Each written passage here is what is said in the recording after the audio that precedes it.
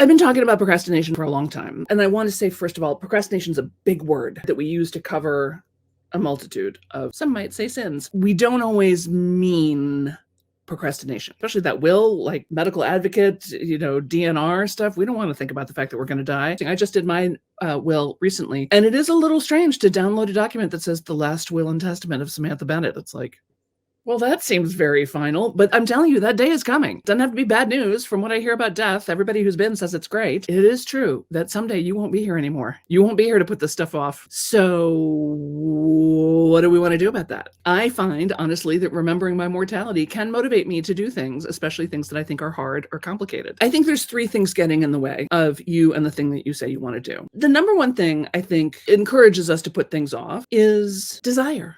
Do you actually want to do this thing? Do you want to actually do the work of the thing you've been procrastinating on?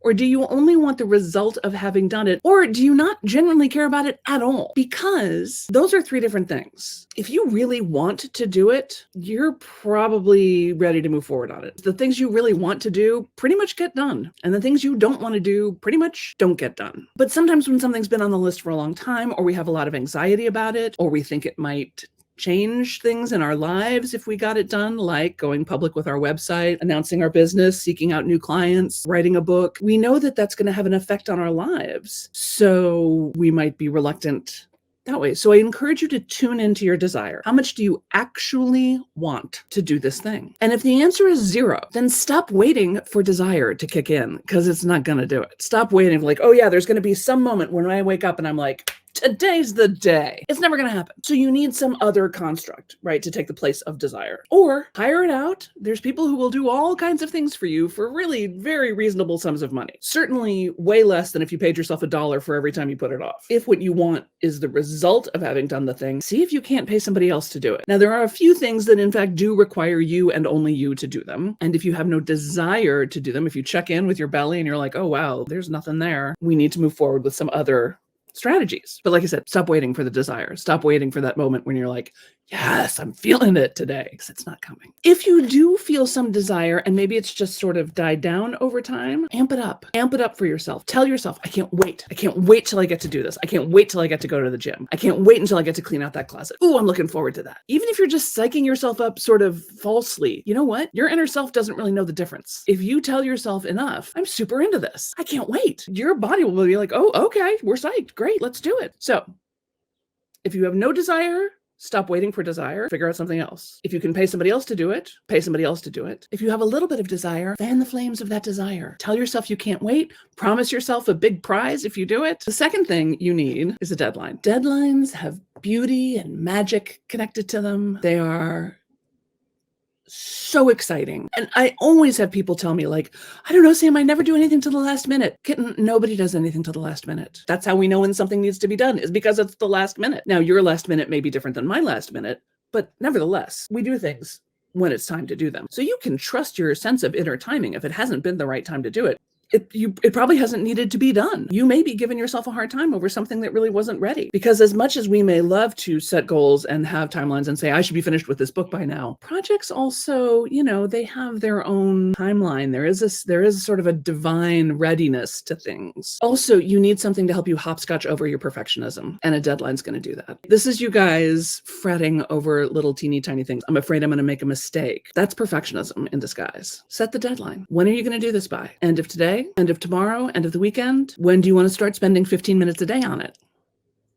How about today? How about if you spend 15 minutes a day, every single day until it's done? What do you think about the possibility of you just setting a deadline and doing it? And here's the thing. If perfectionism worked, I would be a bigger fan. If you could sit there and obsess over every tiny little thing and then have it actually be perfect, that would be amazing. But it's not. And particularly something like a book or a website or an offer or a workshop, it's a living thing. It's going to be always changing.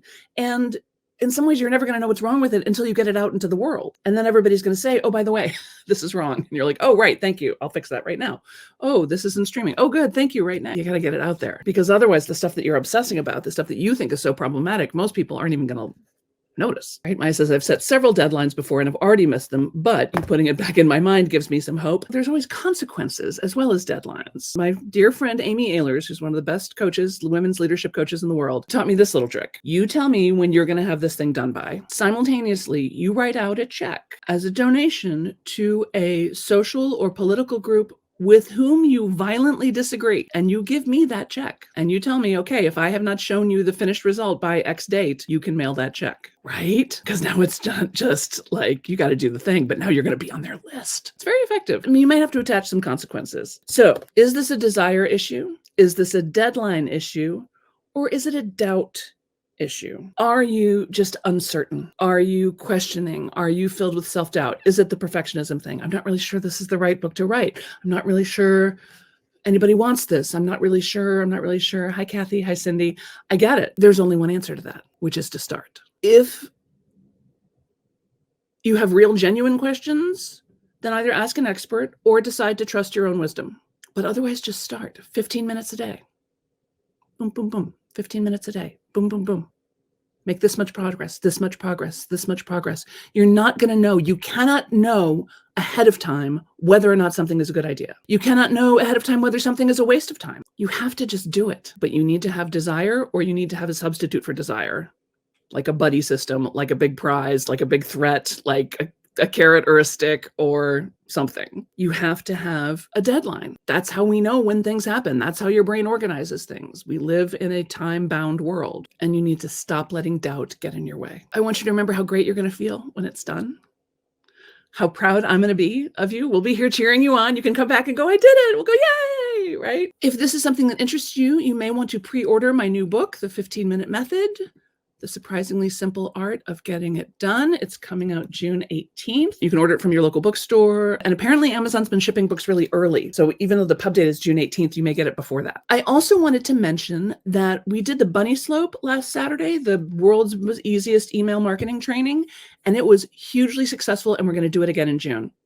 So if you go to therealsambennett.com/bunny slope, save your place for that. If you've been putting off doing marketing for your business, for your organization, for your community, for your friends and family, it's time to start. You can start with a deadline. You can start with a commitment. There it is, Saturday, June 15th, therealsambennett.com/bunny slope. Pre-order the book if you haven't already, and go ahead and take 15 minutes right now to do something that matters to you. That's the way you get off the hamster wheel, people, is spend 15 minutes a day doing something that matters to you, to your heart, to your life. Thank you so much for being here, everybody. Let's do one more breath to close out this particular circle, and I'll see you next week. If you're in the US, enjoy the holiday weekend. If you're somewhere else in the world, enjoy the day. Let's inhale, 2, 3, 4, hold, 2, 3, 4, 5, 6, 7, out, 2, 3, 4, 5, 6, 7,